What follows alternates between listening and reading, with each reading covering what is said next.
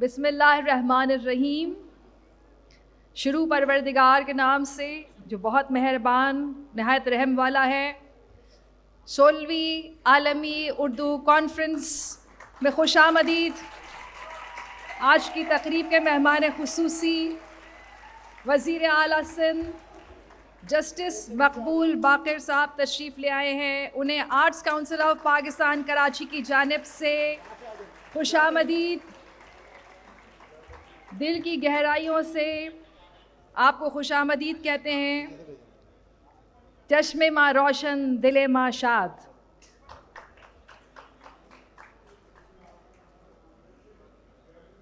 سولہویں عالمی اردو کانفرنس اور آج اس کی یہ افتتاحی تقریب.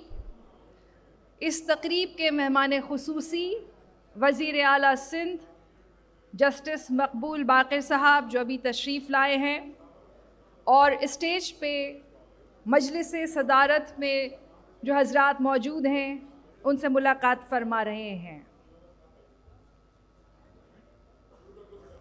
آرٹس کونسل کے صدر احمد شاہ صاحب ان کے ہمراہ ہیں. تشریف رکھیے.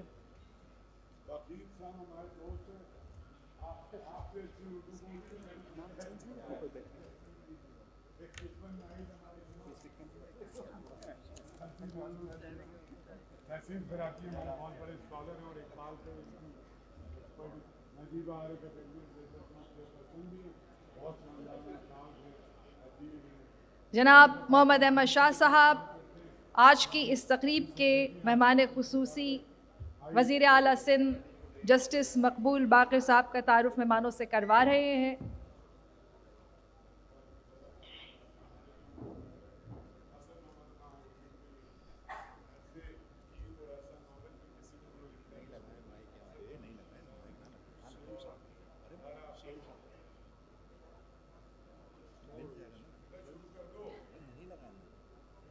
دنیا میں اردو کی سب سے بڑی کانفرنس عالمی اردو کانفرنس میں آپ سب لوگوں کو خوش آمدید کہتی ہوں.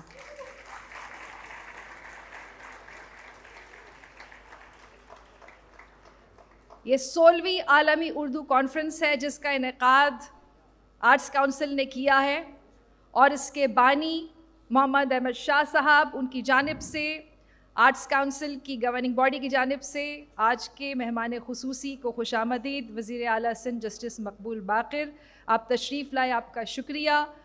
افتتاحی تقریب کا آغاز اللہ تعالیٰ کے بابرکت نام سے ہوگا. آیات ربانی کی تلاوت کا شرف حاصل کریں گے جناب شکیل خان.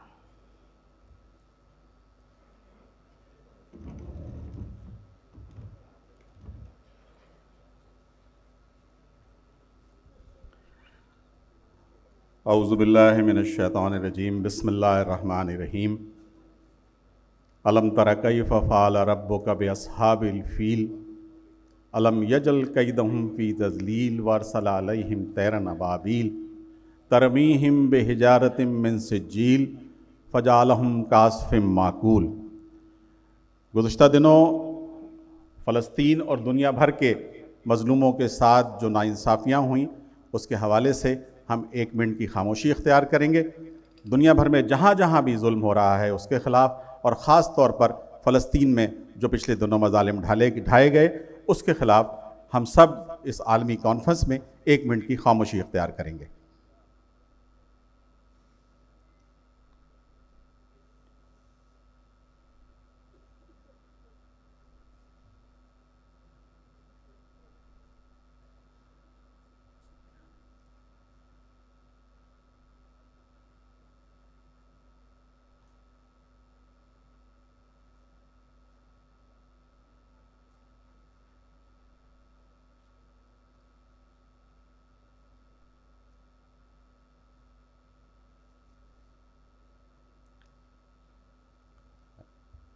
ڈاکٹر ہما میر بقیہ پروگرام کو چلائیں گی. قومی ترانے سے اس پروگرام کا آغاز کریں گے. وہ تو گئی تلاوت.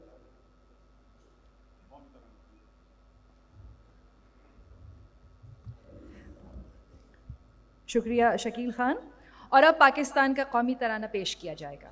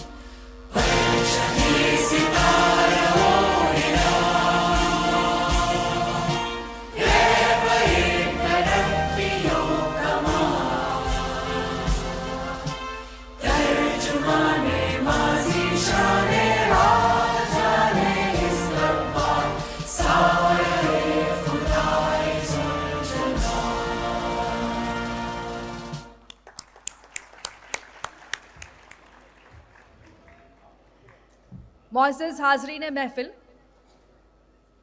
16वीं आलमी उर्दू कॉन्फ्रेंस 16 बरस हो गए और arts council of Pakistan Karachi को ये एज़ाज़ हासिल है कि इस वक्त पूरी दुनिया में उर्दू के हवाले से सबसे बड़ी कॉन्फ्रेंस, उसका इनेकाद इस उर्दू कॉन्फ्रेंस के बानी मोहम्मद अहमद शाह यहाँ आर्ट्स काउंसिल में करते हैं। और ये अहलियान कराची के लिए ये बात बाइस इज़्ज़ो इफ्तिखार है और बहैसियत पाकिस्तानी हमें बहुत अच्छा लगता है कि जब हम दुनिया को ये बताते हैं कि हम उर्दू की तरवीज के लिए, इसके फ़रोग़ के लिए कितना काम कर रहे हैं। 16 बरस बग़ैर किसी तातुल के तमाम तर रुकावटों और नामसाइद हालात के बावजूद इस कॉन्फ्रेंस के बानी मोहम्मद अहमद शाह ने बिला तातुल 16 बरस इस कॉन्फ्रेंस का इनेकाद किया है।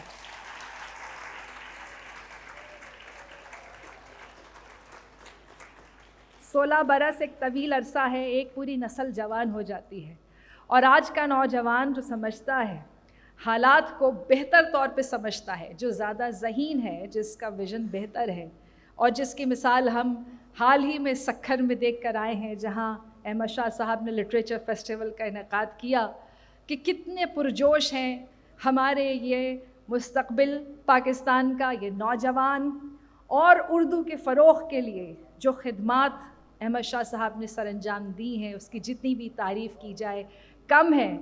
उन्होंने नौजवान नस्ल को रूशनास कराया, इस ज़बान के बारे में बताया, इसकी अहमियत से आगाह किया और उर्दू जिसमें चाशनी भरी हुई है, जो बहुत मीठी ज़बान है, पाकिस्तान की कौमी ज़बान, जो राब्ते की ज़बान है, उसके रिश्ते को मज़बूत किया पाकिस्तान में बोली जाने वाली दीगर ज़बानों से।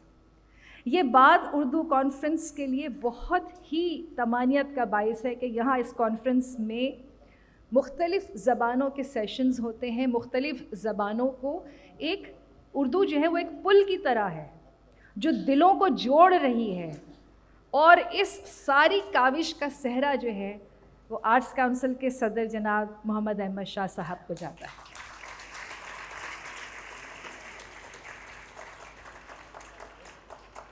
ये कॉन्फ्रेंस 4 दिन जारी रहेगी, इसके बारे में आपको बताएंगे और इब्तदाइया कलिमात और खुतबा इस्तक़बालिया के लिए मैं गुजारिश करूँगी arts council of Pakistan Karachi के सदर, इस उर्दू कॉन्फ्रेंस के बानी जनाब मोहम्मद अहमद शाह, हिलाल इम्तियाज़, सितारा इम्तियाज़।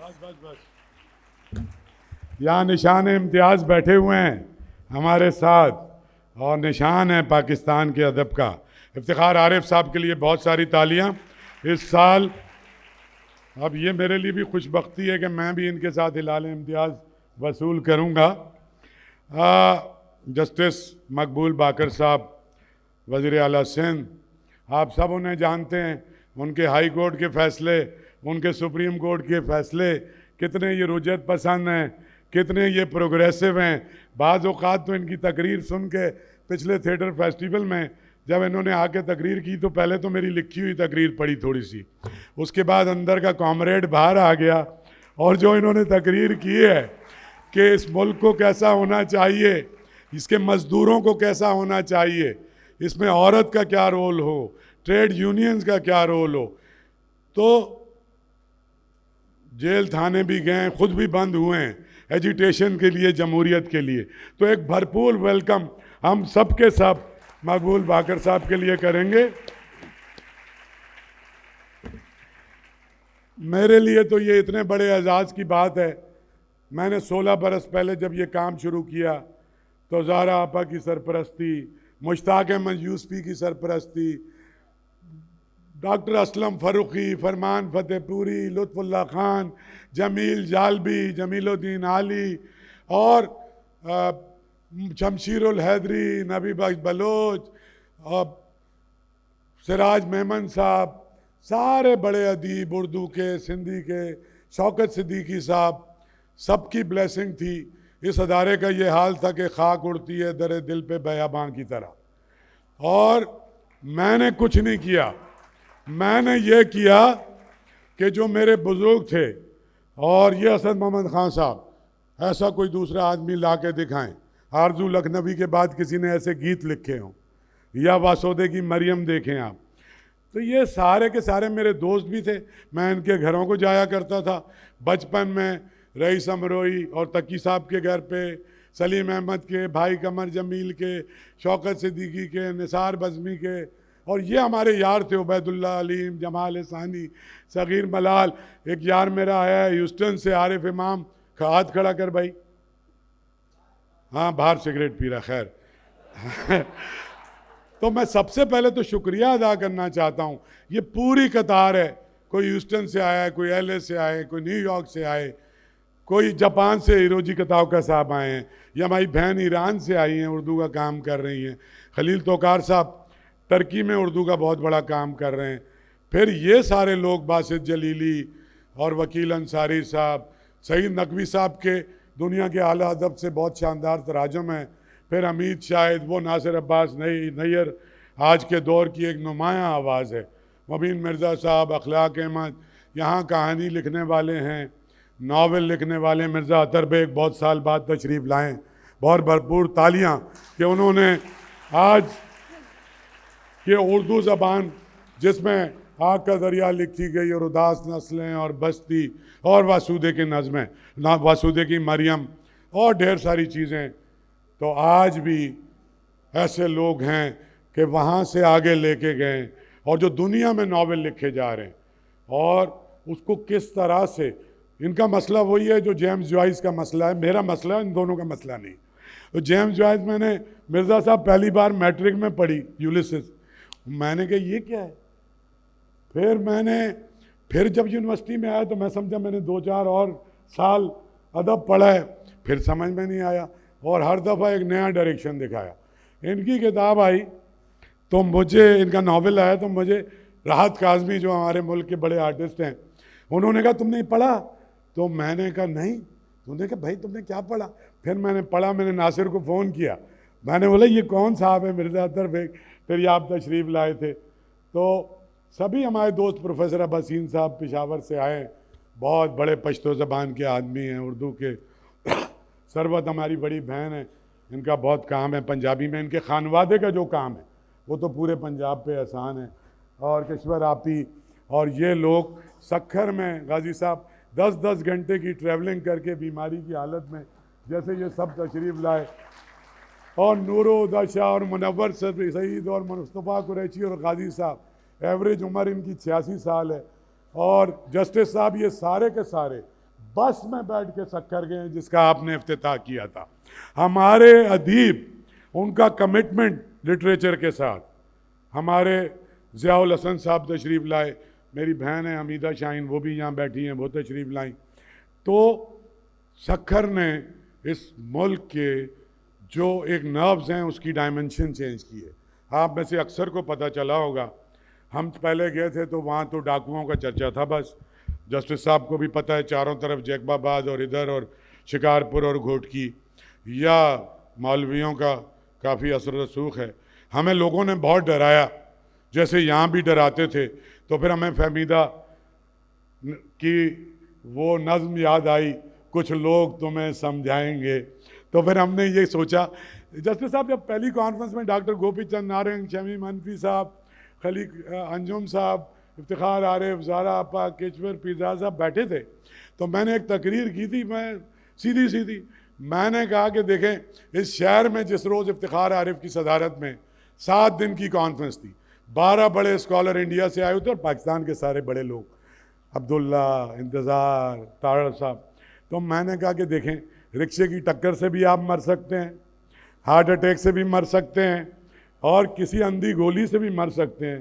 کیا خوبصورت موت ہے کہ ان سارے بڑے لوگوں کے درمیان اگر بم دھماکے میں مارے جائیں تو ساری زندگی یاد رکھا جائے گا کہ یہ ہوا. تو ساری دنیا میں تو یہ تہذیب کی علامت ہوتی ہیں اور ادب کی علامت ہوتی ہیں. بدقسمتی سے ہمارے ساتھ جو ہوا ہے, اس شہر کو بھی نفرت کی بنیاد پہ, ایتھنک تقسیم, سیکٹیرین تقسیم, پولیٹیکل تقسیم. ساری دنیا کے جو میگا پولس ہوتے ہیں, چاہے وہ نیو یارک ہو, چاہے وہ ٹوکیو ہو, اس طرح کے شہروں میں ساری دنیا سے لوگ آ کے آباد ہوتے ہیں. ایک مخلوق تو ان کی ثقافت ہوتی ہے اور وہ multi lingual multi culture city ہوتی ہے۔ ہم 76 سال سے لگے ہوئے تھے، جالپی صاحب نے بڑا کام کیا کہ پاکستانی ادب کیا ہے۔ پھر کچھ سال پہلے ہم نے ہدی نورالہدیٰ شاہ نے ہم سب نے مل کے سوچا کہ یہ اردو کانفرنس کو اس سے آگے کہاں لے کے جائیں گے جب تک صحیح معنوں میں اس کو ہم قومی ثقافتی کانفرنس میں تبدیل کیسے نہیں کریں گے۔ تو پھر ہم نے اپنے دوستوں کو ٹیلی فون کیے، عباسین کو کیا، ثروت باجی کو کیا، ہمارے سندھی کے ادیب ڈاکٹر ایوب یہاں بیٹھا ہوگا، نصیر میمن یہاں بیٹھا ہوا ہے، اور بلوچی وہی نور بھی یہاں ہوگا، ہمارا بلوچستان کا نمائندہ ہے لیکن اس کے ہاتھ میں کوئی بندوق نہیں ہے، وہ اردو اور بلوچی کا بہت خوبصورت شاعر ہے۔ تو ان کو، اور اگلے برس سے ہم نے اردو کانفرنس میں یہ 6 زبانیں ایڈ کر لیں، اور تھوڑی تھوڑی آوازیں اٹھی کراچی سے شروع میں، اور وہ آوازیں رات سعید صاحب کی نہیں تھی یا کسی پڑھے لکھے آدمی کی نہیں تھی کہ یار ایک ہی تو ہماری چیز تھی، پیورٹی تھی اس کے اندر۔ بھئی اردو میں پیورٹی کہاں سے آ گئی؟ ترکی، عربی، فارسی، بعد میں پنجابی، اتنی زبانیں ملی، اردو بنی۔ تو اردو کی ایکسیپٹنس ہم نے سوچا اس وقت تک نہیں ہو سکتی جب تک باقی پاکستان کی جو بڑی زبانیں جن کا اعلیٰ ادب، ارے سرائکی میں آپ دیکھیں بلے شاہ سے لے کے شاہ حسین، سلطان باہو، پنجابی وارث شاہ اور میاں محمد، اور اسی طرح سندھی میں ہمارے پاس شاہ لطیف، سچل، اور اسی طرح بلوچی میں ہمارے پاس کیسے کیسے لوگ ہیں۔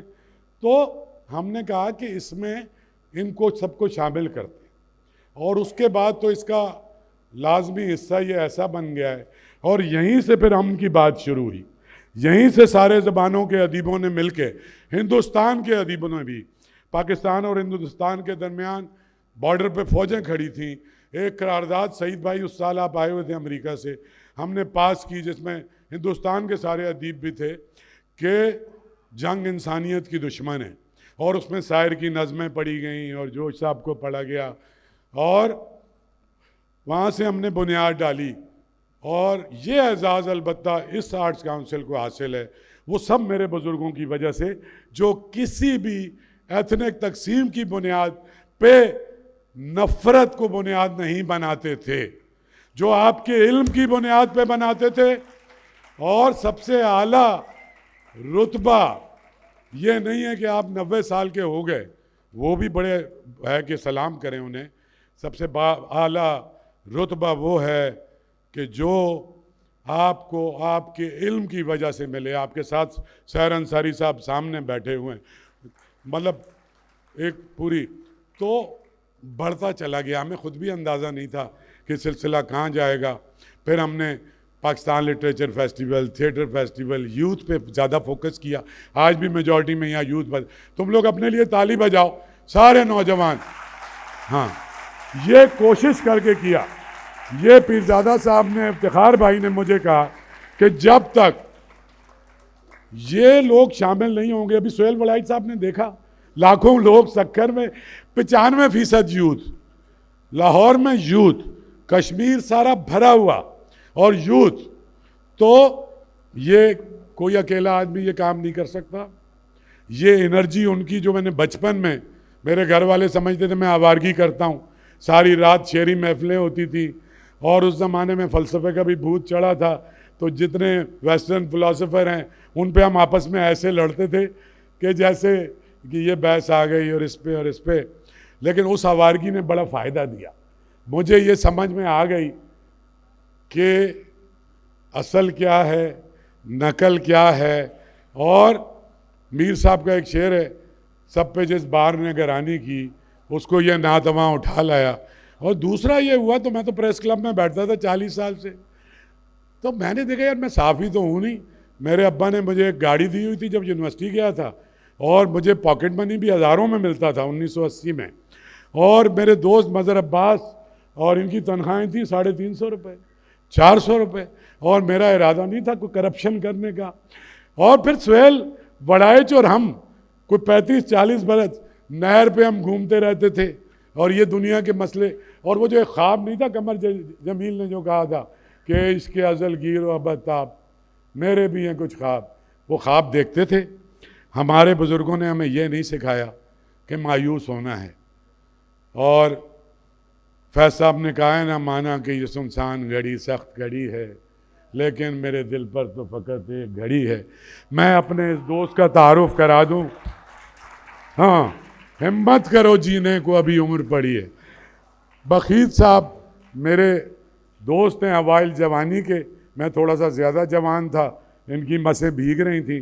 پچھلے 25 سال سے یہاں ہیں اور یہ اردو ہم میں سے بیشتر لوگوں سے اچھی بولتے ہیں اور غزلیں ہی سنتے ہیں. مجھ سے بھی فرمائشیں کر کر کے غزل، غالب کی غزل، افتخار عارف کی غزل. ان کے لیے بھرپور تالیاں.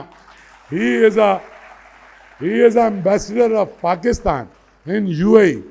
اور وہ جو شیخ زید نے اس زمانے میں اور ذوالفقار علی بھٹو نے اور جو بڑے لوگ تھے وہ جو ایک دوستی کا ہاتھ ملایا تھا، ان کی تربیت بھی ان کی دوسری نسل سے ہوئی ہے. تو انہوں نے بھی پاکستان کو اور UAE کو اقتصادی طور پہ قریب لانے کے لیے، روزگار کے لیے، نہ صرف یہ، میں 3 دفعہ وہاں کی ورلڈ کلچر سمٹ میں گیا ہوں کیونکہ اب ایک بہت وائبرنٹ جگہ، آپ کو پتہ ہے اردو کی بھی کانفرنسز ہوتی ہیں اور ٹیکنالوجیز کی بھی. تو مجھے یقین ہے کہ یہ جو دوستی ہے ہماری، جو میری اور بخیت کی ہے، لیکن یہ دوستی پاکستان کی اور UAE کی جو ہمارا برادر اسلامی ملک ہے، ہم مل کے ہماری ذمہ داری ہے کہ پاکستانی لٹریچر کو، پھر وہاں پہ جو ایک بہت دنیا کی سب سے بڑی لائبریری بنی ہے، انہوں نے میری ذمہ داری لگائی تھی کہ میں پاکستانی زبانوں کا لٹریچر وہاں پہ پہنچاؤں. تو میں تو بولتا ہی چلا جاؤں گا. وہ ہمارا ایک دوست ہے، پانی پلاؤ بھائی کشور آپا کو. بول میں رہا ہوں، پیاس کشور آپا کو لگ رہی ہے. تو میرا تو وہ ہے، کبھی روئے کبھی گائے کبھی تقریر کرے، ایسے پاگل کے لیے کیا کوئی تدبیر کرے. تو میں تو دائیں بائیں درمیان کہیں سے بھی بولتا رہوں گا. میں بہت شکر گزار ہوں کہ آپ سب لوگ، بہت سے لوگ بہت عرصے بعد دور چلے گئے، ایران، امریکہ، برطانیہ. جاوید حسن میرے یار ہیں، آئرلینڈ سے اس چکر میں آ گئے. باقی سارے جو دوست آئے ہوئے ہیں ساری دنیا سے، یہ انہی کی انجمن ہے. کچھ ایوارڈ بھی آج ہم نے رکھے ہوئے ہیں. تو کون؟ یہ ہیروجی کتاوکر صاحب کا آپ کو پتہ ہے کتنا کام ہے. انہوں نے کتنی یونیورسٹیز میں اردو کو رائج کیا ہے اور ان کا جو منٹو پہ کام ہے، تو ان کے ساتھ بھی ہم نے سیشن رکھا ہے. اور یہ بہت شائستہ اردو بولتے ہیں اور ان کو ستارہ امتیاز حکومت پاکستان نے دیا ہے. کتاوکر صاحب کے لیے بہت ساری تعلیم. اور خلیل توکار کو بھی اردو کی خدمت پہ اور پاکستان کی. دیکھیں وہ کیسے بھائی، جب ایک دوسرے کی زبان ہم سمجھنے لگتے ہیں. گورا پاگل تھوڑی تھا، اس نے یہاں پر ایجوکیشنل انسٹیٹیوشن بنا دیے تاکہ یہاں کے جو لوگ ہیں گورے کی زبان سمجھیں گے تو ذرا اس کو اس طرح سے لے کے چلیں گے. بس ایک دو باتیں ہیں جو ہم آخری دن جسٹس صاحب کریں گے. ہمارے لیے ایک مسئلہ ہے، ایک بڑا دارالترجمہ نہیں ہے ہمارے پاس. جیسے ایران نے امام خمینی کے انقلاب کے بعد تمام علوم کو، اس سے پہلے بھی تھا، لیکن تمام علوم کو، سارے سائنسی جو علوم ہیں اس کو بھی، جب تک اردو کو آپ سرکاری زبان بنا دیں، کچھ بھی کر دیں، اردو اس وقت تک ترقی نہیں کرے گی. میں پہلے دن سے کہہ رہا ہوں کہ 2 باتیں. کیا ہو گیا؟ جب تک پڑھ کے اردو کو، سندھی کا بچہ، بلوچی کا بچہ مقابلے کا امتحان اردو میں دے گا، ٹھیک ہے؟ زبان جو ہے وہ کوئی علامت نہیں ہے علم کی.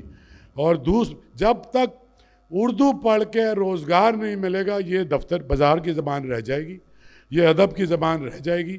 لیکن یہ کوئی جیسے ہم سوچتے ہیں اردو کو ہونا چاہیے، ایسی نہیں ہوگی. تو بس میں کیا بولوں، آپ سب کا میں شکر گزار ہوں جو ساری دنیا سے ٹریول کر کے آئے.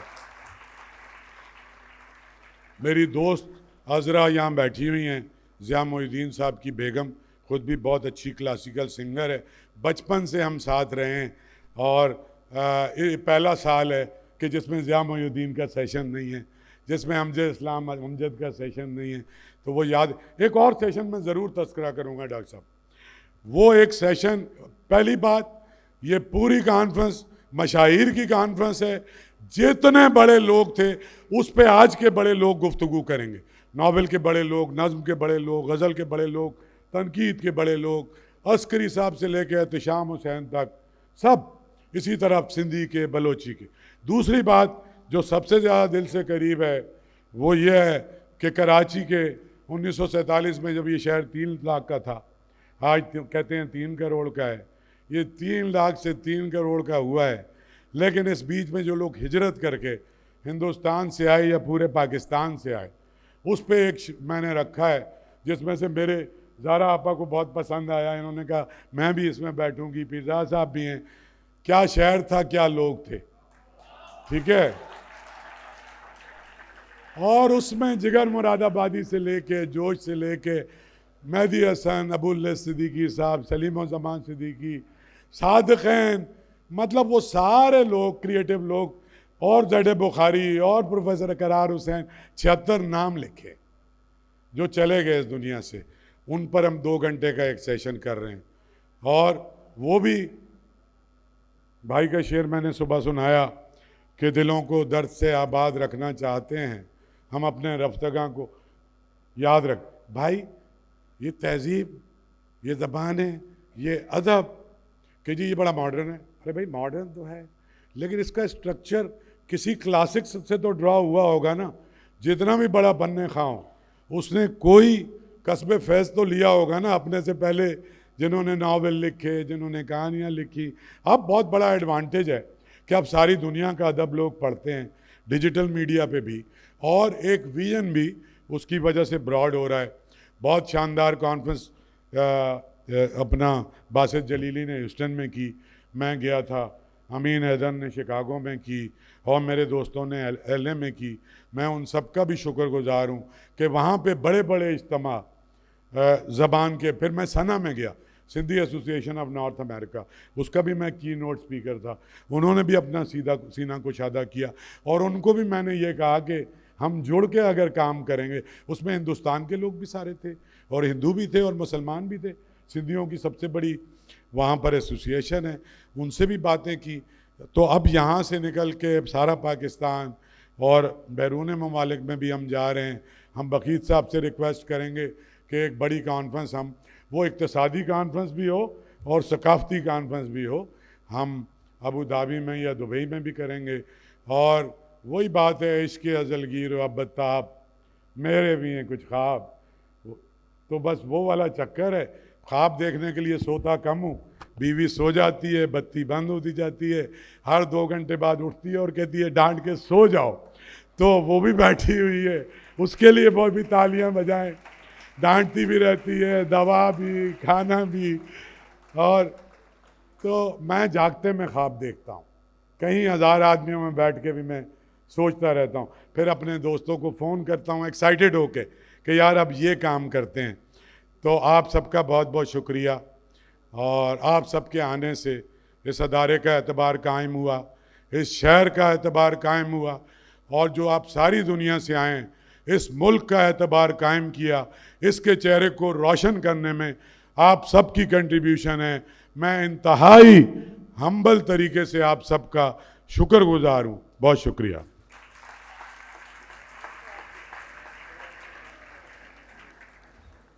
بہت بہت شکریہ جناب محمد احمد شاہ صاحب.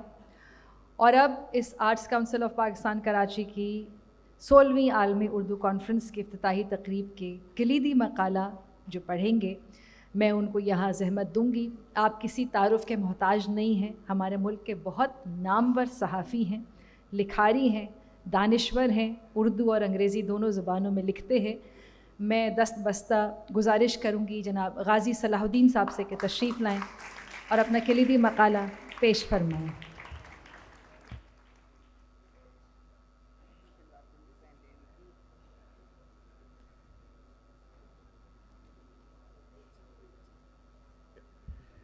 اس کہکشاں کی موجودگی میں کچھ کہنے کی جسارت.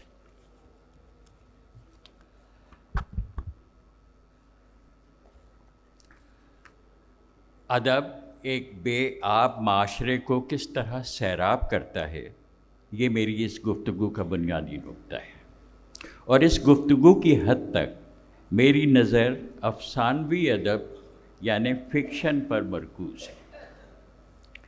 کہنا یہ ہے کہ افسانوی ادب میں یہ قوت ہے، یہ صلاحیت ہے کہ وہ معاشرے کو زندہ رکھے، متحرک رکھے. لیکن شرط یہ ہے کہ پڑھے لکھے افراد کی ایک کثیر تعداد اس ادب کو پڑھتی ہو۔ یوں میں کتاب کی اہمیت کی بات کر رہا ہوں، مطالعے کے شوق اور اس کی عادت کی بات کر رہا ہوں۔ اب دیکھنا یہ ہے کہ ہماری صورتحال کیا ہے۔ تہذیبی، فکری اور اخلاقی محاذ پر پاکستان کہاں کھڑا ہے؟ ہم سب جانتے ہیں کہ پاکستان دنیا میں بہت اور جنوبی ایشیا میں سب سے پیچھے رہ گیا ہے۔ اعداد و شمار ہیں۔ اس پسماندگی کی دوسری کوئی بھی وجوہات ہوں، میں سمجھتا ہوں کہ کتاب سے دوری اس کی ایک بڑی وجہ ہے، یا یہ کہیے کہ پڑھنے کے شوق کی کمی ایک ثبوت ہے ہمارے انحطاط کا۔ یہ اس انحطاط کا اظہار ہے کہ ہمیں سوچنا بھی نہیں آتا اور خواب دیکھنا بھی نہیں۔ سوچنے اور خواب دیکھنے کا کتاب سے یا افسانوی ادب سے کیا تعلق ہے، اس کی بات بعد میں ہوگی۔ فی الحال یہ وضاحت لازمی ہے کہ میں اپنے ادب کے بارے میں کچھ نہیں کہہ رہا، بلکہ ہمیں اپنے ادب پر ناز ہونا چاہیے۔ لیکن اگر ادب موجود ہو اور اس کو پڑھنے والے بہت کم ہوں تو بات کیسے بنے گی؟ جو کچھ میں کہنا چاہتا ہوں اس کی تشریح ضروری ہے۔ اس کے لیے مجھے ایلیا ایرنبرگ کا ذکر کرنا ہوگا۔ افتخار عارف صاحب بیٹھے ہوئے ہیں، وہ بہت جانتے ہیں ایلیا ایرنبرگ کو اور اس زمانے کی ادبی صورتحال کو۔ ایلیا ایرنبرگ بین الاقوامی ادبی اور ثقافتی کانفرنسز میں سوویت یونین کی نمائندگی کرتے تھے۔ ایسی کسی کانفرنس میں ان سے یہ سوال کیا گیا کہ آپ نے اتنا بڑا انقلاب برپا کیا، دنیا بدل دی، لیکن کیا انقلاب کے بعد آپ نے کوئی بڑا ادیب، کوئی ٹولسٹائے، کوئی چیخوف بھی پیدا کیا؟ ایلیا ایرنبرگ نے کہا کہ دیکھو، یہ تو ہم نے وعدہ نہیں کیا تھا کہ ہم بڑا ادیب پیدا کریں گے، لیکن یہ سوچو کہ پہلے اگر چند ہزار لوگ ٹولسٹائے کو پڑھتے تھے تو اب لاکھوں لوگ ٹولسٹائے کو پڑھتے ہیں۔ یعنی اگر لکھنے والے دنیا کو بدل سکتے ہیں تو پڑھنے والے بھی دنیا کو بدل سکتے ہیں۔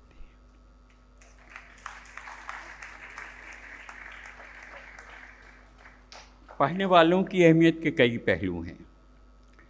میرا مشاہدہ ہے کہ جن بڑے ادیبوں کو ان کے اپنے ملکوں اور ان کی اپنی زبانوں میں زور شور سے سراہا جاتا ہے، وہی عالمی سطح پر بھی پہچانے جاتے ہیں۔ ان کی تحریروں کے ترجمے کیے جاتے ہیں اور دنیا میں وہ اپنا مقام حاصل کرتے ہیں۔ جن ادیبوں کی ان کے اپنے ملکوں میں پذیرائی نہ ہو، ان کی آواز باقی دنیا تک کیسے پہنچے گی؟ کئی مثالیں ہیں کہ چھوٹے چھوٹے ملکوں کے ناول نگار جن کی اپنی زبان بولنے والوں کی تعداد مثلاً کراچی کی آدھی اور 1/4 آبادی سے بھی کم ہے، تراجم کے توسط سے پوری دنیا میں مقبول ہیں۔ اور اس کی ایک وجہ یہ ہے کہ پہلے وہ اپنے ملک کے ادبی افق پر سورج بن کر چمکے۔ جی چاہتا ہے کہ اسماعیل کڈارے کا کچھ ذکر ہو۔ مستنصر حسین تارڑ بہت ان کا ذکر کرتے ہیں ویسے، اور انہوں نے بہت ان کے بارے میں کچھ کہا ہے۔ اسماعیل کڈارے البینیا کے شہری ہیں، جو جنوب مشرقی یورپ کا ایک چھوٹا سا ملک ہے۔ اس کی ایک الگ زبان ہے جس میں اسماعیل کڈارے نے اپنے ناول لکھے۔ میرے خیال میں کوئی 50 لاکھ لوگ ہوں گے جو وہ زبان بولتے ہوں گے۔ یہ ذرا مختلف قسم کی زبان ہے۔ تو پہلے کسی نے ان کے ایک ناول کا فرانسیسی زبان میں ترجمہ کیا، اور اب ان کی حیثیت یہ ہے کہ پچھلے 10-15 سال سے جب بھی ان کا نام لیا جاتا ہے نوبل پرائز کے اعلان کے زمانے میں تو یہ کہا جاتا ہے کہ یہ اب شاید اسماعیل کڈاری کو نوبل ادبی انعام ملے گا۔ پڑھنے والے کس طرح اپنے بے پناہ شوق اور جذبے کے ساتھ اپنی پسندیدہ کتابوں پر جھپٹتے ہیں، اس کے بھی ایک دو حوالے۔ جاپان دنیا کا ایک اہم ملک ہے۔ اس کے شہرہ آفاق ناول نگار ہاروکی موراکامی کی کہانی بھی بہت دلچسپ اور اہم ہے۔ وہ ظاہر ہے کہ جاپان کے ہیں، جاپانی زبان میں لکھتے ہیں۔ 2014 میں ان کا ایک ناول شائع ہوا جس کی 10 لاکھ کاپیاں پہلے ہی ہفتے میں فروخت ہوئیں۔ اور اسی سال 2023 میں اپریل میں ان کا نیا ناول آیا جو 6 سال کے وقفے کے بعد انہوں نے کچھ لکھا تھا۔ تو اس ناول کی فروخت کا آغاز نصف شب یعنی رات 12 بجے کیا گیا، اور یہ ان کے ساتھ ہوتا ہے کہ یہ کتاب جو ہے 12 بجے سے بکنا شروع ہوگی رات کو۔ ہوا یہ کہ کتابوں کی دکانوں کے باہر قطاریں لگ گئیں جن میں بیشتر نوجوان تھے۔ ٹوکیو میں ساری رات کھلے رہنے والے کافی ہاؤسز میں اس رات کئی افراد کو وہ ناول پڑھتے ہوئے دیکھا گیا۔ اور اب یہ کہ افسانوی ادب کیسے ہمیں خواب دیکھنا سکھاتا ہے۔ چین کی جو ترقی معاشی ہے اس سے ہم واقف ہیں۔ کوئی 16-17 سال پہلے چین کی حکومت نے سائنس فکشن اور فینٹیسی کے موضوع پر ایک کنونشن کا انعقاد کیا، اور جو سائنس فکشن لکھتے ہیں دنیا میں کچھ بڑے لوگ رائٹرز ان کو بلایا۔ تو کسی نے چینی اہلکار سے پوچھا کہ بھئی آپ کو کیسے خیال آئی، کیوں آپ اس کانفرنس کو منعقد کر رہے ہیں؟ تو انہوں نے یہ کہا، جو چینی اہلکار تھے، کہ انہوں نے کہا کہ ہمیں چیزیں بنانے میں تو کمال حاصل ہے، مینوفیکچرنگ، انجینئرنگ، لیکن ہم اس طرح کی ایجادات نہیں کر پاتے کہ جو امریکہ میں کی جاتی ہیں۔ اور ہم نے اپنے چند ماہرین کو امریکہ بھیجا، جہاں انہوں نے ایپل، مائکروسافٹ اور گوگل جیسی کمپنیوں میں کے دورے کیے اور وہاں لوگوں سے ملاقاتیں کیں، اور تب انہوں نے کہا تب ہمیں معلوم ہوا کہ وہاں کام کرنے والے تقریباً ہر فرد نے اپنی جوانی کے دنوں میں سائنس فکشن اور دوسرے ناول پڑھے تھے۔ انہیں افسانوی ادب پڑھنے کا چسکا تھا۔ کہانی اور خواب کے رشتے کو آئنسٹائن نے بڑی خوبصورتی سے واضح کیا ہے۔ ان کا مشہور مقولہ ہے، امیجنیشن از مور امپورٹنٹ دین نالج۔ تخیل جو ہے وہ علم سے برتر ہے۔ تو پھر تخیل کی اور خیالی پیکر تراشنے کی صلاحیت کیسے حاصل کی جائے؟ تو آئنسٹائن نے اس کا بھی جواب دیا۔ کچھ والدین تھے جو ان کے پاس گئے، ان سے پوچھا کہ ہم چاہتے ہیں ہمارے بچے بہت ذہین ہوں، ہم کیا کریں؟ کہ کوئی بات نہیں، انہیں پریوں کی کہانیاں پڑھنے کو تو ان کا اس کے علاوہ مزید پریوں کی کہانیاں پڑھنے کو تو۔ اور یہاں مجھے ایک برطانوی مصنف ہے نیل گیمن، ان کا ایک لیکچر یاد آ رہا ہے۔ وہ لیکچر کافی مقبول ہوا تھا، ابھی چند سالوں پہلے کی بات ہے۔ اس لیکچر کا عنوان تھا why our future depends on libraries, reading and day dreaming.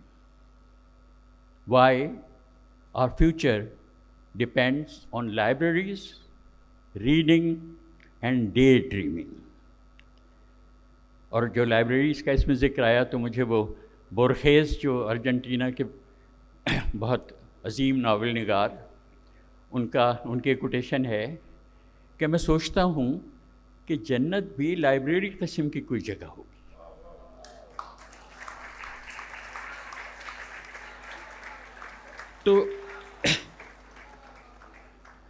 تو مطلب یہ ہے کہ جو نیل گیمن ہیں انگلستان کے، وہ اپنے ملک کے بارے میں یہ کہہ رہے ہیں کہ اس ملک کے بقا کا دار و مدار اس بات پر ہے کہ لائبریریاں ہوں، لوگ کتابیں پڑھیں اور جاگتی آنکھوں سے خواب دیکھنے کا فن سیکھیں۔ ابھی شاہ صاحب نے بھی کہا تھا کہ جاگتے میں خواب دیکھنے کی ان کو عادت ہے۔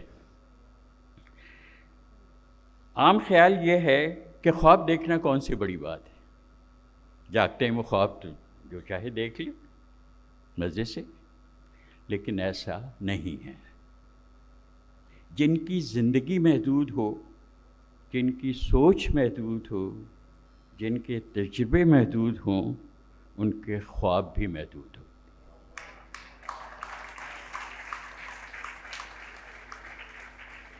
منیر نیازی کی وہ نظم شاید آپ نے بھی آپ واقف ہوں اس سے، سپنا آگے جاتا کیسے، اس کے جو آخری چند مصرے ہیں میں وہ سناتا ہوں۔ ایک مقرر حد سے آگے سوچ نہ سکتا تھا دل میرا، ایسی صورت میں پھر دل کو دھیان آتا کس خواب میں تیرا۔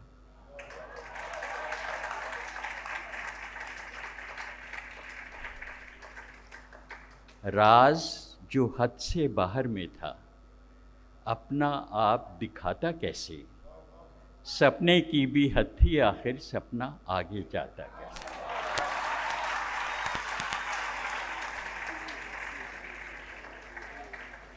تو افسانوی ادب ہمیں صرف خواب دیکھنا ہی نہیں سکھاتا، بلکہ وہ ہمیں ایک زیادہ حساس اور دوسروں کے دکھ درد کو سمجھنے والا انسان بھی بناتا ہے۔ جب ہم کوئی ناول پڑھتے ہیں تو ہم ایک بالکل نئی اور انجانی دنیا میں داخل ہو جاتے ہیں، اور یہ ایک طلسماتی عمل ہے۔ ناول یا افسانہ پہلے تو اپنے آپ کو سمجھنے میں ہماری مدد کرتا ہے، پھر افسانی کرداروں کے ساتھ ساتھ ہم اپنے دکھ، اپنے درد اور اپنے احساسات کو نئے سرے سے دریافت کرتے ہیں۔ لیکن افسانوی ادب یعنی فکشن کا سب سے بڑا احسان جو وہ ہم پہ کرتا ہے وہ یہ ہے کہ وہ ہمیں خود کو کسی اور کی جگہ رکھ کر اس کی آنکھوں سے دنیا کو دیکھنے کا سبق سکھاتا ہے۔ انگریزی کا ایک لفظ ہے ایمپتھی۔ شان الحقی نے اس لفظ کو اردو میں اس طرح بیان کیا ہے، جو ان کی ڈکشنری ہے آکسفورڈ کی انگلش اردو۔ کسی شخص یا شے یا موضوع کے ساتھ کامل ذہنی ہم آہنگی پیدا کرنے کی صلاحیت یا قدرت، تاکہ اس کے پوری طرح معروضی ادراک و احساس کا حق ادا ہو سکے، ایمپتھی۔ افسانوی ادب ہمیں اوروں کو سمجھنے اور ان سے ہمدردی پیدا کرنے کی تعلیم دیتا ہے۔ اب آپ یہ دیکھیے کہ کیا یہ رویہ تہذیب، شائستگی اور روشن خیالی کی بنیاد نہیں ہے؟ ہم اور آپ جانتے ہیں کہ ہمارا معاشرہ انتہا پسندی، نفرت اور عدم برداشت کی زد میں ہے۔ اس معاشرے کو بدلنے اور اجتماعی سوچ کو انسان دوستی کی جانب مائل کرنے کے لیے ہمارے پاس ادب کا ہتھیار موجود ہے۔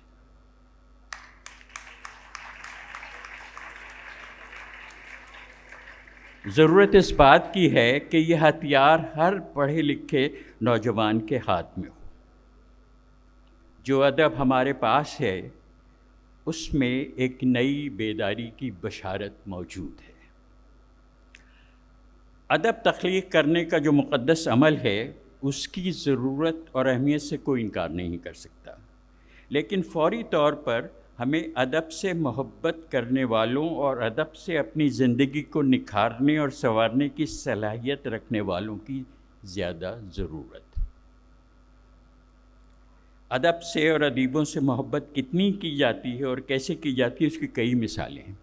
میں کچھ سال ہوئے ایک صحافتی کانفرنس میں تھا، تو وہاں ایک روسی خاتون بہت غصے میں بات کر رہی تھی پوٹن کے خلاف۔ اپنے ملک کے جو حالات تھے، بہت پتہ نہیں کہاں سے دستویوسکی کا نام آ گیا، وہ بالکل رک گئیں، اور جس طرح انہوں نے پھر دستویوسکی کی بات کی اور جذباتی ہو گئیں تو مجھے بہت حیرانی ہوئی۔ روس میں لوگ بہت کتابیں پڑھتے ہیں اور اپنے ادیبوں سے بہت محبت کرتے ہیں. پشکن کو ہم کہہ سکتے ہیں کہ وہ ان کا قومی شاعر ہے.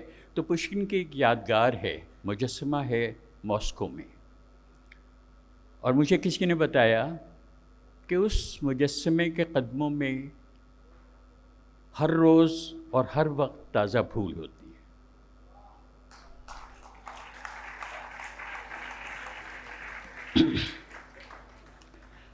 اب ہماری صورتحال دیکھیں, وہ تو کافی تکلیف دہ ہے. میں جب نوجوانوں سے پوچھتا ہوں کہ وہ کتابیں کیوں نہیں پڑھتے, تو اکثر دو طرح کے جواب سننے کو ملتے ہیں.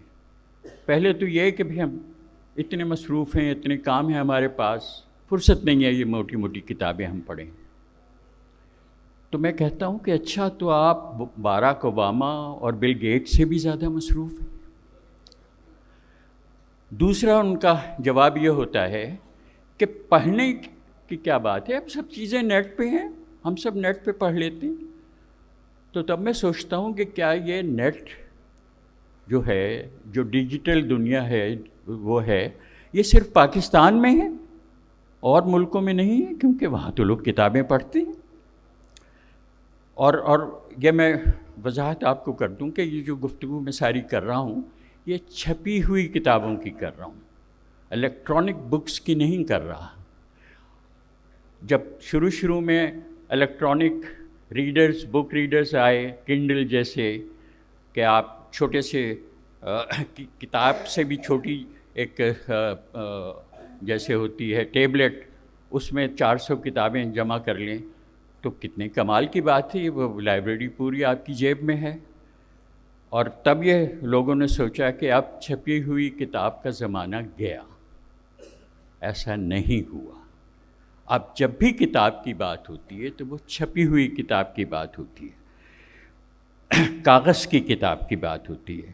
اب جہاں بھی اخباروں میں کہیں گفتگو ہو کہ کون سی کتاب ہے اور کس کا ریویو کرنا ہے, تو وہ چھپی ہوئی کتاب ہوتی ہے. اب اس کی ایک مثال یہ ہے کہ پچھلے سال یعنی 2022 میں صرف امریکہ میں 788 ملین کتابیں فروخت ہوئیں. یہ ہے نا 78 ملین, ہر طرح کی کتابیں ہوں گی, یہ امریکہ میں ایک سال میں فروخت ہوئی. اور ایک جسے ہم کہیں نا گلوبل بک مارکیٹ, اس کی مالیت پچھلے سال تھی 141 بلین ڈالر. ہے نا, کس دنیا کی یہ باتیں لگتی ہیں ہمیں, کوئی اور ہی دنیا ہے, بالکل ناقابل یقین, لیکن یہ حقائق ہیں.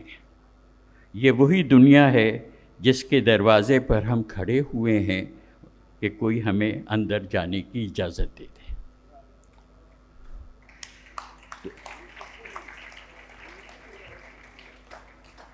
کیا ہو گیا ہے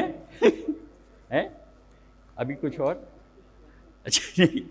تو اب ایک بات تو ہم جانتے ہیں کہ کتابیں کیسے زندگی بدلتی ہیں. اس پہ بہت ہوتا ہے کہ فلاں کتاب نے میری زندگی بدل دی.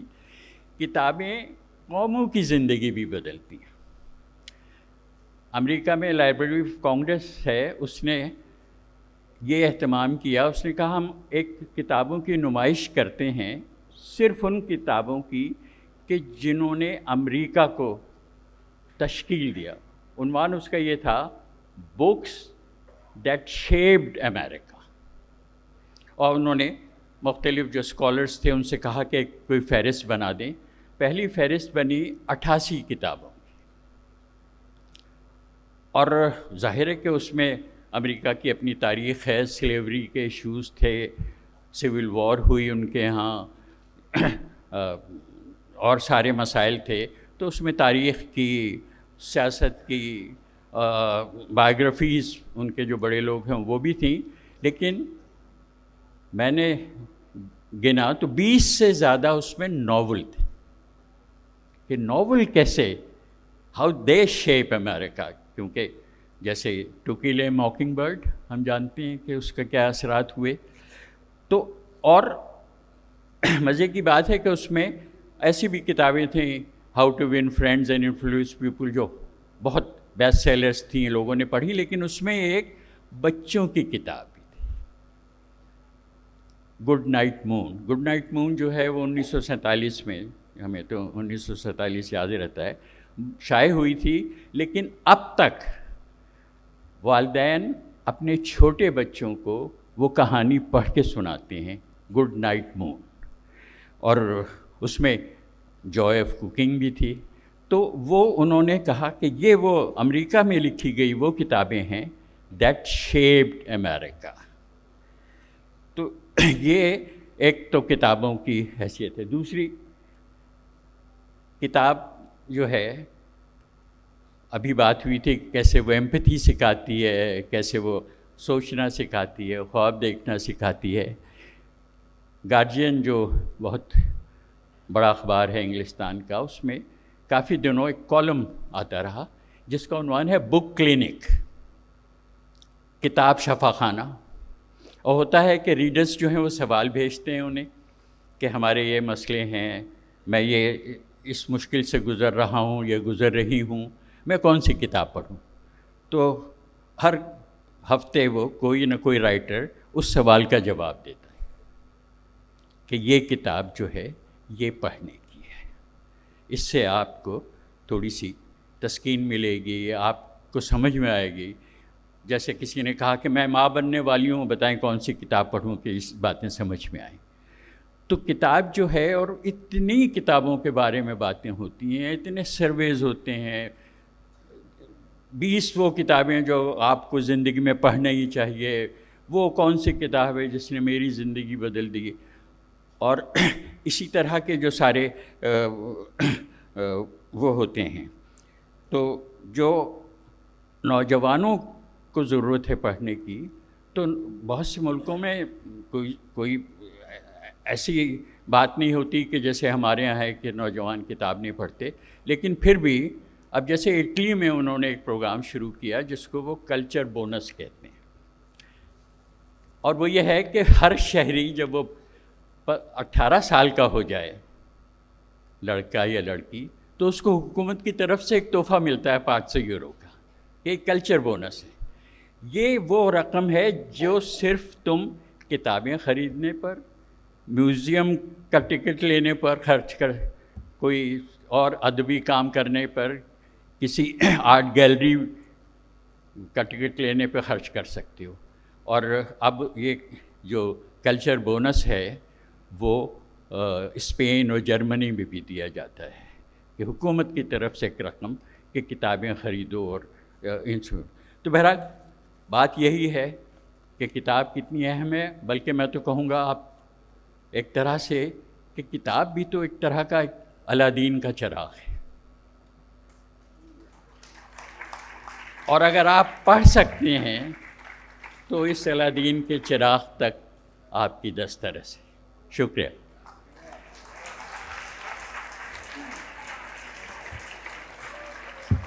کتاب الادین کا چراغ ہے۔ بہت بہت شکریہ جناب غازی صلاح الدین صاحب۔ اس مرتبہ arts council of Pakistan Karachi کی اس 16ویں عالمی اردو کانفرنس میں جو ایوارڈ یافتہ کتب ہیں جو مختلف زبانوں میں ہیں پاکستان کی، ان کے مصنفین کے لیے کیش پرائز کا اہتمام کیا گیا ہے۔ یہ کتابیں اردو، سندھی، بلوچی، پنجابی، پشتو اور سرائیکی زبانوں میں ہیں۔ تو میں کتاب کا نام، مصنف کا نام آپ کے سامنے پڑھوں گی، اور مصنف کا تعارف پڑھنے کے لیے بھی میں کسی شخصیت کو یہاں زحمت دوں گی۔ یہ ایوارڈ یافتہ کتابیں نہیں ہیں، یہ ہم نے ہر زبان میں ایک جیوری بنائی تھی، جیسے پروفیسر عباسین صاحب کی صدارت میں ثروت آپی کی، اور اس زبان کے بڑے ادیبوں نے پچھلے 2-3 مہینے میں کتابیں منگوا کے، اور جیسے وحید نور نے بلوچی ہمارے جو تھے، اسی طرح سندھی یہاں بیٹھے بھی ہوئے ہیں کچھ دوست، تو وہ سلیکٹ کیے ہیں۔ اب آرٹس کونسل پاکستان کراچی نے فیصلہ کیا ہے کہ ہر سال جو ان تمام زبانوں کی لٹریچر کی بہترین کتاب ہوگی، جیوری کی نظر میں اس کو ہم ایوارڈ بھی دیں گے اور کیش ریوارڈ بھی دیں گے. تو یہ سلسلہ جو پہلے سندھی اور بلوچی پہ تھا اب اس کو 6 زبانوں تک ہم پھیلا رہے ہیں. شکریہ.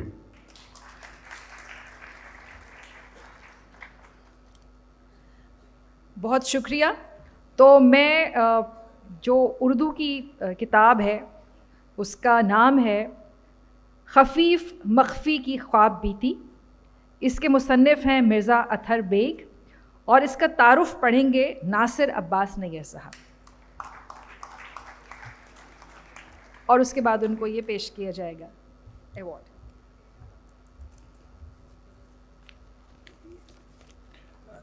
بسم اللہ الرحمن الرحیم. بہت شکریہ احمد شاہ صاحب, اور اس بات کی بہت خوشی ہے کہ ابھی غازی صاحب نے کتاب کی اہمیت پہ گفتگو کی اور اس کا اثر پہلے ہی شاہ صاحب تک پہنچ گیا اور انہوں نے کتابوں کو یہ اعزاز اور پذیرائی کے لیے اس کا اعلان کیا. یہ ایک مختصر سی تحریر ہے بالکل مرزا صاحب کے بارے میں کہ 21ویں صدی میں اردو ناول کو اعتبار بخشنے میں مرزا اطہر بیگ کا نام نمایاں ترین ہے. 1950 میں شرق پور شیخوپورہ میں پیدا ہونے والے مرزا اطہر بیگ کے والد تصوف اور مذہب سے دلچسپی رکھتے تھے, مگر مرزا صاحب کو فلسفے سے لگاؤ پیدا ہوا. مرزا صاحب نے گریجویشن سائنس میں کی, مگر چیزوں کی اصل پر سوال اٹھانے کی جبلت انہیں فلسفے کی طرف لے گئی. جامعہ پنجاب سے فلسفے میں ایم اے کیا. 1978 میں گورنمنٹ کالج یونیورسٹی کے شعبہ فلسفہ سے وابستہ ہوئے اور یہیں سے بطور صدر 2010 میں سبکدوش ہوئے. وہ فلسفہ ضرور پڑھاتے رہے, کتب فلسفے کی نہیں ادب کی لکھیں. ان کا ذہن فلسفیانہ ہے جو مکتبی فلسفے میں تشفی نہیں پا سکا, اس لیے اس کا اظہار ادب میں ہوا. لکھنے کا آغاز افسانے سے کیا, پھر ڈرامے لکھے. انہوں نے کئی مقبول ٹی وی ڈرامے لکھے اور انہوں نے 15 سیریل اور 100 سے زائد ڈرامے لکھے. عبداللہ حسین کے نشیب کی ڈرامائی تشکیل کی. ناول کی طرف وہ دیر سے آئے مگر درست آئے. اردو فکشن میں 2006 اس لیے بھی یاد رکھا جائے گا کہ اس برس مرزا اطہر بیگ کا ناول غلام باغ شائع ہوا. یہ ناول اردو ناول کو صحیح معنوں میں 21ویں صدی میں لے گیا. اس کے بعد ان کا قلم رکا نہیں. 0 سے 1 تک, حسن کی صورتحال اور خفیف مخفی کی آپ بیتی 2022 شائع ہوئے. ان کے ناول اردو ناول کی روایت میں مختلف اور منفرد ہیں. وہ موضوع, اسلوب, تکنیک میں کئی تجربات کرتے ہیں. وہ ایک جسارت پسند کلیہ شکن ناول نگار ہیں. اردو ناول کی عمومی روایت حقیقت نگاری کی کسی نہ کسی صورت کی پابندی کرتی ہے, مثلا سماجی, نفسیاتی, جادوئی حقیقت نگاری. ہمارے یہاں ناول میں کہانی پر زور بھی ناول کو دنیا کی نقل تصور کرنے کے باعث دیا جاتا ہے. مرزا اطہر بیگ زبان سے متعلق مابعد جدید تصور رکھتے ہیں جس کے مطابق زبان دنیا کی نقل نہیں کرتی, ایک نئی دنیا ایجاد کرتی ہے. وہ اپنے ناول میں ایک نئی دنیا ایجاد کرنے کی کوشش کرتے نظر آتے ہیں. وہ اردو میں صحیح معنوں میں مابعد جدید ناول نگار ہیں. میٹا فکشن بھی مابعد جدید ناول کی مخصوص تکنیک ہے جس میں ناول نگار قاری کو باور کراتا ہے کہ وہ ناول پڑھ رہا ہے جسے ایک شخص نے بیان کیا ہے اور اس شخص کے بیان کی حدیں وہی ہیں جو اس شخص کی ہیں. اسی طرح وہ اپنے ناولوں میں سائبر سپیس, ڈیجیٹل دنیا, ہائپر ریئلٹی کو پیش کرتے ہیں. ان کے ناولوں کے کردار, جگہیں سب مقامی اور جانی پہچانی ہوتی ہیں, مگر ایک مسلسل حیرت ناولوں میں شروع سے آخر تک رواں رہتی ہے.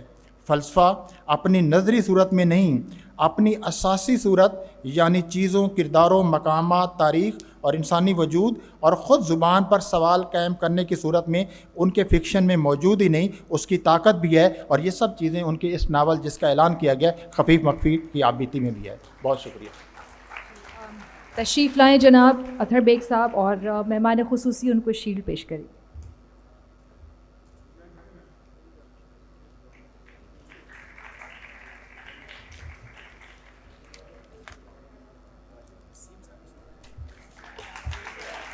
خفیف مخفی کی خواب بیتی مرزا اطہر بیگ صاحب.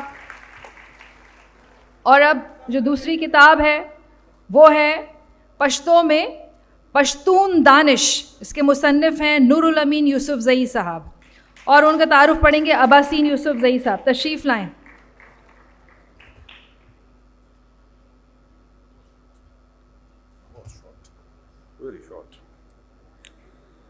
پشتون دانش جناب پروفیسر نور الامین یوسفزئی کی کتاب ہے، جو پشتو کے نامور افسانہ نگار، نقاد اور محقق ہیں۔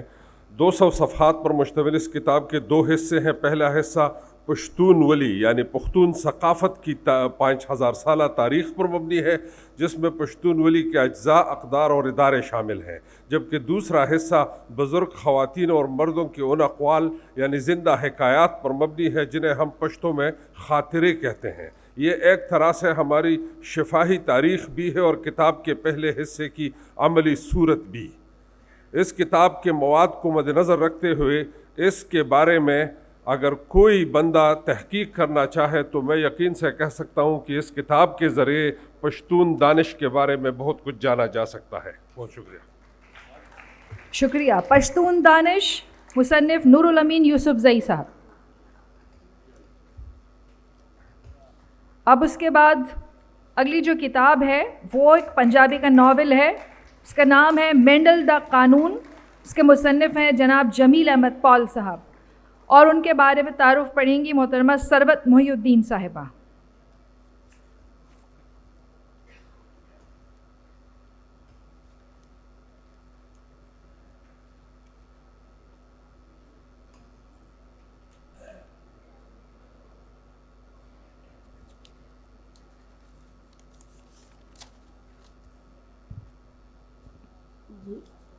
ڈاکٹر جمیل احمد پال پنجابی کے ایک معروف، سنجیدہ اور ذمہ دار مصنف ہیں، جنہوں نے پنجابی میں ڈاکٹریٹ کے علاوہ سیاسیات اور اردو میں بھی ماسٹرز کیا اور 2018 میں ریٹائر ہونے تک درس و تدریس کے شعبے سے منسلک رہے۔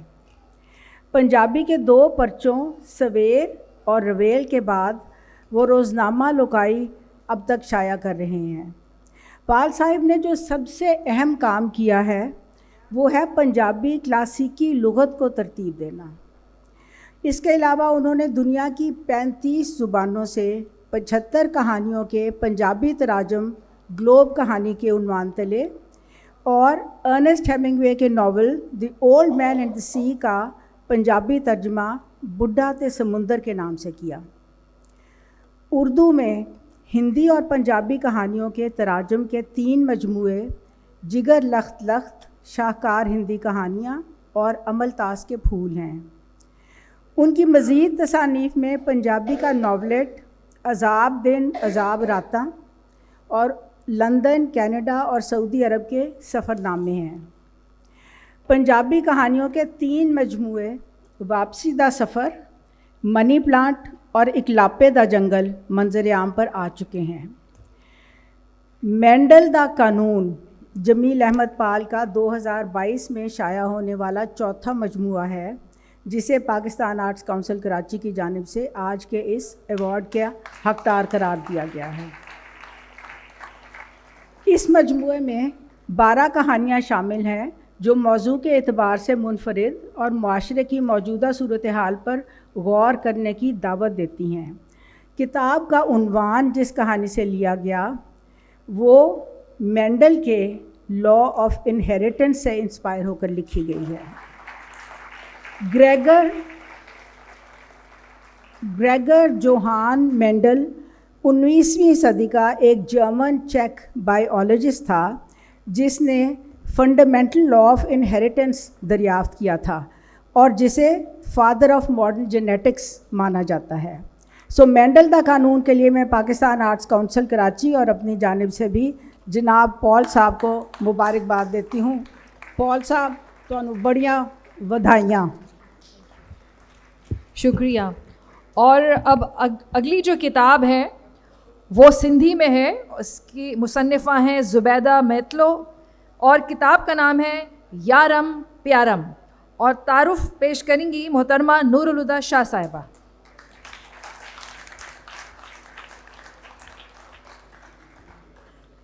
زبیدہ میتلو، سوری میں اپنی اینڈک چھوڑ رہی ہوں پیچھے۔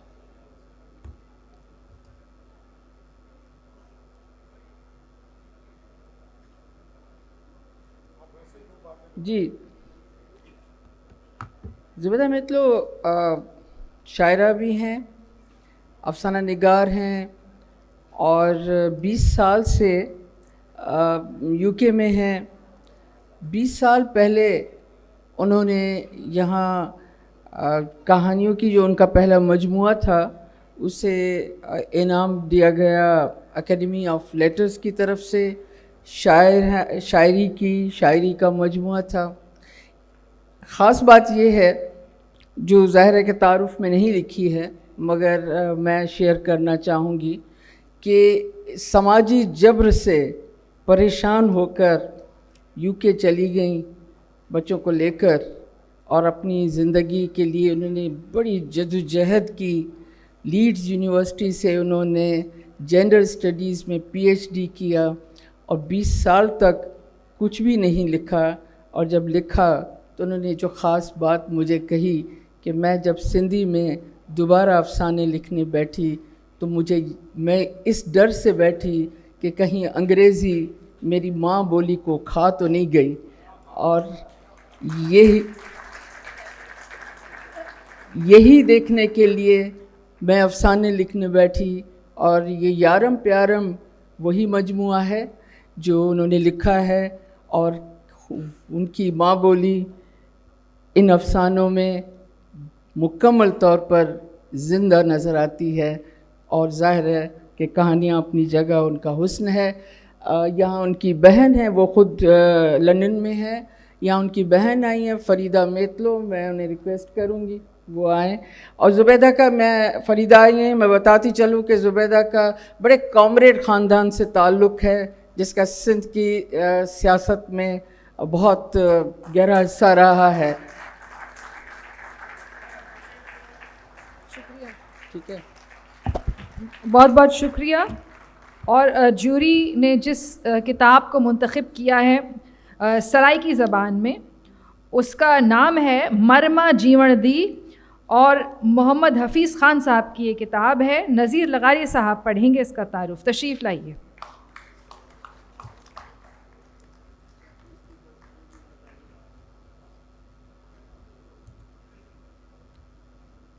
یہ کتاب کا نام تو تقریباً 1 گھنٹہ پہلے مجھے معلوم ہوا. حفیظ خان کو میں جانتا ہوں کوئی تقریباً 40 سال سے بھی زیادہ عرصے سے.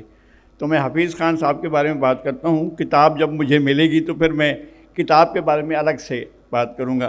میں بہت عرصے سے حفیظ خان کے بارے میں بہت سنجیدگی سے کچھ لکھنا چاہتا تھا, مگر سنجیدگی جس قدر فرصت, فراغت اور وقت کی فراوانی کا تقاضا کرتی ہے اس کے لیے میں ایک عرصے سے ترس رہا ہوں. میرے اپنے معمول کے پیشہ ورانہ امور اور کچھ ذمیہ کاموں کی انجام دہی ہمیشہ ایسے کاموں میں پھنسا کر رکھتی ہے کہ ہم اپنے لیے کچھ لمحات بھی پس انداز نہیں کر سکتے. میں 4.5 دہائیوں سے جناب حفیظ خان کا قاری اور سامع ہوں. انہوں نے زندگی میں بے شمار مرتبہ سامعین اور قارئین کو مخاطب کیا اور انہوں نے جب بھی اس طرح ان الفاظ سے اپنے قارئین اور سامعین سے مکالمہ کیا, میں ایسے مکالموں میں ان کا سامع بھی ہوتا ہوں اور قاری بھی, اور انہیں سن کر اور پڑھ کر ہمیشہ رشک کرتا رہا ہوں. میں سرائکی نثر اور نظم کا مستقل قاری ہوں, مگر مجھے یہ بات حفیظ خان کے معجزاتی اعتماد سے سمجھ میں آئی کہ نثر کی بے ساختگی لگاتار سخت ساختگی کے کار مسلسل سے تخلیق پاتی ہے. میں نے حفیظ خان کے ناولوں انواسی اور اد ادھورے لوگ کو برسوں پہلے الگ الگ ایک رات میں پڑھا. مجھے ان ناولوں کا حسن اور ان ناولوں کے کرداروں کی توانائی ان ناولوں کو بار بار پڑھنے پر مجبور کرتی رہتی ہے, اور اد ادھورے لوگ کی کہانی کا محل وقوع, اس کے کردار اور ان کرداروں کے معمولات میرے لیے اجنبی نہیں. ڈیرہ نواب صاحب, احمد پور شرقیہ اور محراب والا کے مقامات میرے دیکھے بھالے, اور اس ناول کے کئی کردار میرے دوست, عزیز و اقارب, اور جو کردار بچھڑ کر چلے گئے وہ اب بھی میرے سینے میں بستے ہیں. انواسی سرائکی زبان کا ایک مارکۃ الآراء ناول. اس ناول کا مضبوط پلاٹ, طاقتور کردار اور حیرت انگیز محل وقوع اسے سرائکی کے ممتاز ترین ناولوں میں شامل کرتا ہے. بہت کچھ اور لکھنا ہے جو انشاءاللہ میں ضرور لکھوں گا. شکریہ. بہت تشریف لائیں محمد حفیظ خان صاحب. سرائکی میں آپ کی کتاب ہے مرما جیمردی, اور بہت مبارک ہو آپ کو. اگلی کتاب بلوچی میں ہے اور اس کا نام ہے من قصہ نہا، اور غفور شاد صاحب کی یہ کتاب ہے. وحید نور صاحب تشریف لائیں گے اور ان کے بارے میں تعارف پیش فرمائیں گے.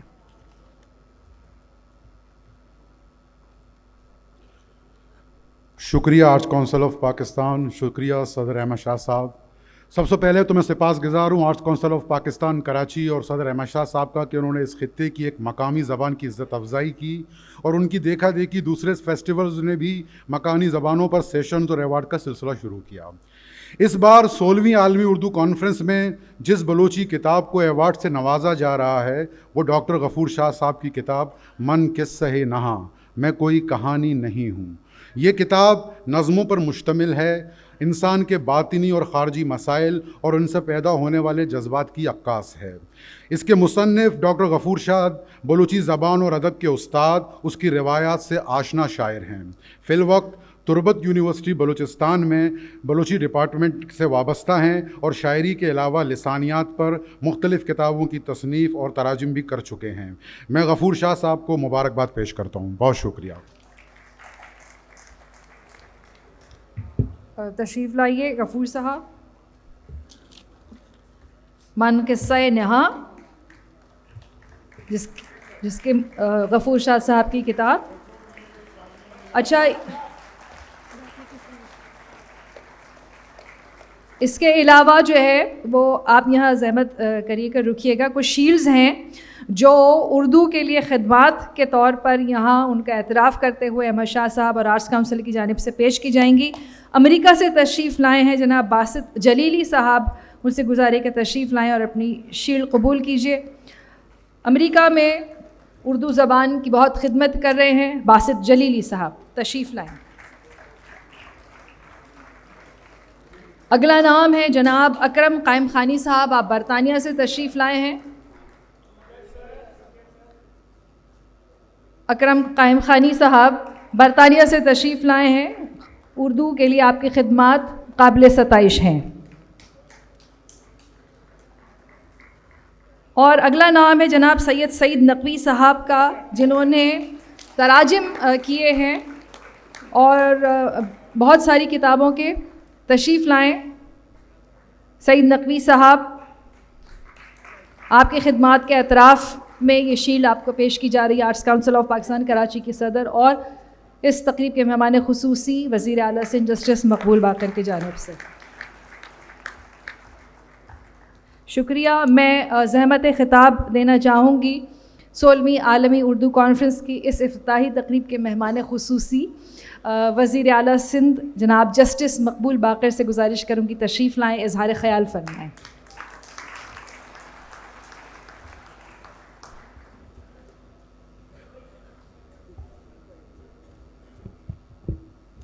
بسم اللہ الرحمن الرحیم. اسٹیج پہ موجود معزز ادیب و شعراء، دنیا بھر سے آئے ہوئے دانشور اور صحافی حضرات، السلام علیکم.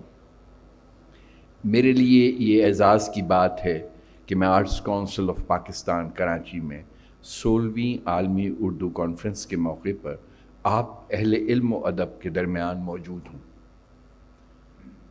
آج احمد شاہ نے یہ ثابت کر دیا ہے کہ چمن ادب کی آبیاری خون جگر سے کی جائے تو اس میں کھلنے والے گل بوٹے سدا بہار ہوتے ہیں. گزشتہ 16 برسوں سے مسلسل منعقد کی جانے والی یہ عالمی اردو کانفرنس نہ صرف کراچی، پاکستان بلکہ دنیا بھر میں ہماری پہچان اور ایک برانڈ ہے. سب سے پہلے میں احمد شاہ اور ان کے ساتھیوں کو اس اہم اور پوری دنیا میں مقبول ادبی میلے کے کامیاب انعقاد پر مبارکباد پیش کرتا ہوں. بلا شبہ علم و ادب، فن و ثقافت سے ان کا والہانہ اور دیوانہ وار محبت اور شب و روز محنت ہے کہ اپنے اعلیٰ ترین معیار کی بدولت اس کی دھوم ساری دنیا میں مچی ہوئی ہے. علوم و فنون انسان کا خاصہ ہیں. قدرت نے انسان کو سوچنے والا دماغ احساسات و جذبات والا دل، تخلیق کی صلاحیت، ابلاغ والی زبان، اخلاقی حس اور جمالیاتی ذوق عطا کیے ہیں۔ ان نعمتوں کی بدولت وہ دوسرے جانداروں سے الگ اور برتر ہو گیا ہے۔ اعلیٰ ادب کا مطالعہ ہمیشہ سے افراد و اقوام کو باشعور، متوازن، شائستہ، انسان دوست، ہمدرد اور نفیس بنانے کا ذریعہ رہا ہے۔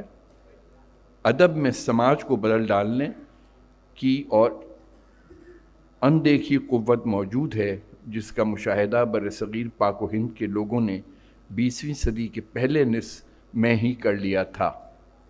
ادب و ثقافت کے ذریعے افراد و اقوام کی اصلاح اور فلاح کے لیے بڑا مفید کردار ادا کیا جاتا رہا ہے۔ جن اقوام نے اس پر استقامت دکھائی، آج وہ تاریخ میں اپنے منفرد مقام کی بدولت تہذیب یافتہ اقوام کہلاتی ہیں۔ ادب و تہذیب اور ثقافت کے اس پرچار میں جن افراد نے اپنا کردار ادا کیا وہ امر ہو گئے۔ ان کی علمی تخلیقی صلاحیتیں ہماری مجموعی مثبت سماجی تبدیلیوں کا باعث بنی، جس کی وجہ سے وہ تاریخ کے صفحات پر زندہ و جاوید ہیں۔ مجھے یہ جان کر خوشی ہوئی کہ 16ویں عالمی اردو کانفرنس ادب کے ان میناروں کے ہی نام منسوب ہے۔ مشاہیر ادب کو باوقار انداز میں نہ صرف یاد کیا جائے گا بلکہ ان کی اعلیٰ علمی اور ادبی خدمات کو خراج تحسین کیا جائے گا۔ مجھے خوشی اس بات کی بھی ہے کہ 16ویں عالمی اردو کانفرنس میں پہلے کی طرح سندھی، پنجابی، بلوچی، پشتو، سرائکی اور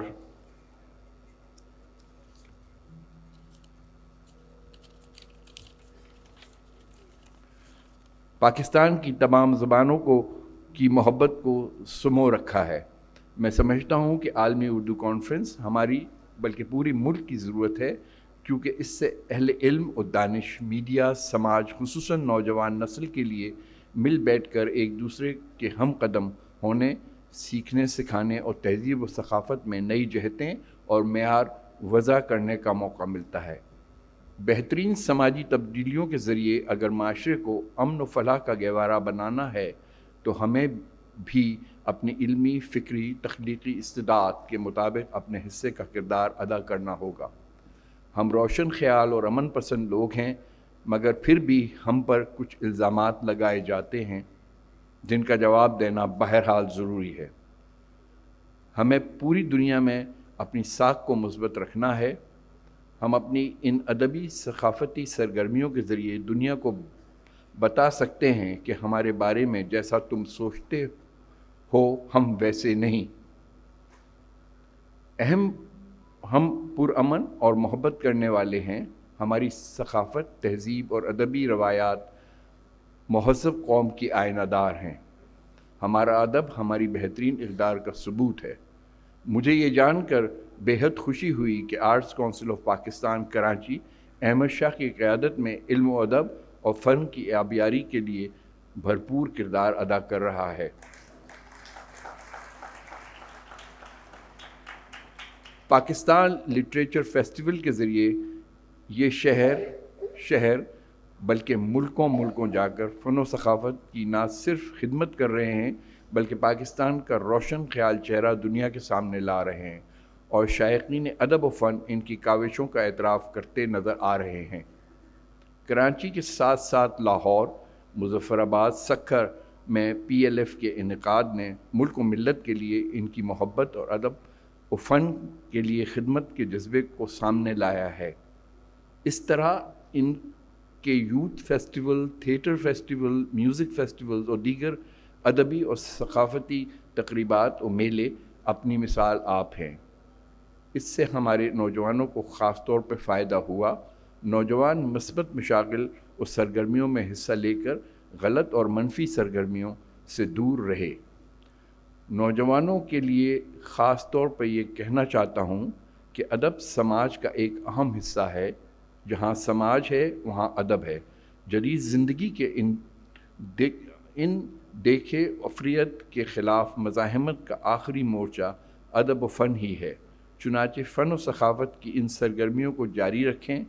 आप यहाँ जो कुछ सीखें इसे मशाल राह बनाएं, क्योंकि मुस्तक़बिल आपका है।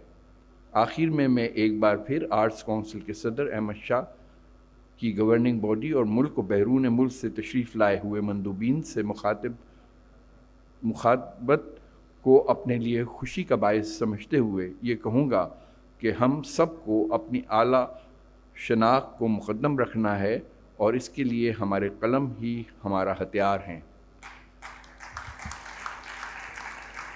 ख़वातीन व हज़रात, इख्तिताम में मैं अहमद शाह साहब की खिदमात और काविशों के एतराफ़ के तौर पे कुछ और तो नहीं कर सका, लेकिन बहरहाल मैंने इन्हें वज़ीर मुकर्रर करने का फ़ैसला कर लिया है। आप सब हज़रात को बहुत बहुत मुबारक हो। Thank you.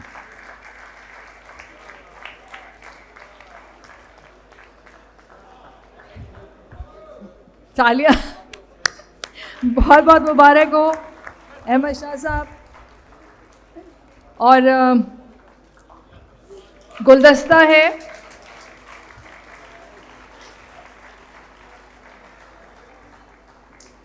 शुक्रिया। मैं गुजारिश करूंगी जनाब जस्टिस मकबूल बाकर साहब से कि गुलदस्ता मोहतरमा ज़हरा निगाह साहिबा की खिदमत में पेश फरमाएं।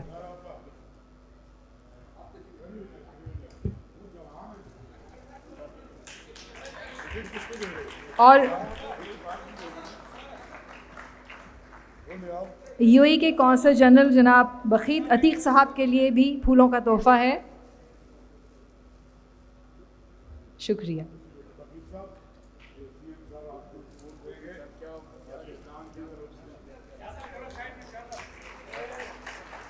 और एक गुलदस्ता मेहमान खुसूसी के लिए है, वो मैं आर्ट्स काउंसिल के सदर और अब जैसे कि अभी अनाउंस हुआ वज़ीर बन गए हैं, उनसे गुजारिश करूँगी कि उनको गुलदस्ता पेश फरमाएं।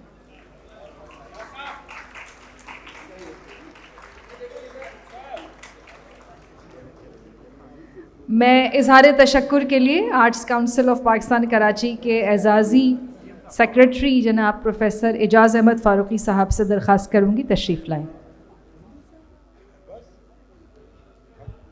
चीफ मिनिस्टर साहब, बहुत बहुत शुक्रिया आपका, आप तशरीफ़ लाए, और तमाम लोग जो दुनिया भर से तशरीफ़ लाए हैं मैं उनका भी शुक्रगुज़ार हूँ, और इतनी बड़ी तादाद में और जो लोग बाहर बैठे हुए हैं इतनी बड़ी तादाद में, उन तमाम हज़रात का शुक्रगुज़ार हूँ कि आपने इज़्ज़त बख्शी। बहुत बहुत शुक्रिया। Thank you very much.